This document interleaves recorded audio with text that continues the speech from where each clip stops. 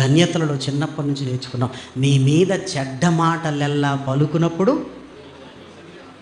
మీరు ధన్యులు అన్నాడు.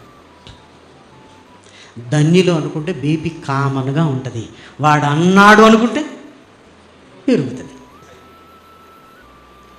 మనం యాంటీగా ఆలోచిస్తున్నాం అనుకోండి, ధన్యులం కాదు ప్రేమ వారలారా.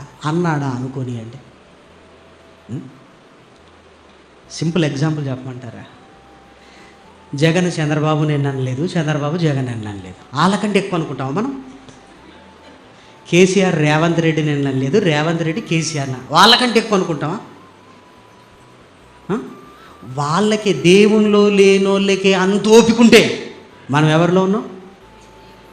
అందరు అనండి, అనాల్సిన వాళ్ళం మనం. అనండి, డోస్ సరిపోలేదు పెంచండి, అంతేనా?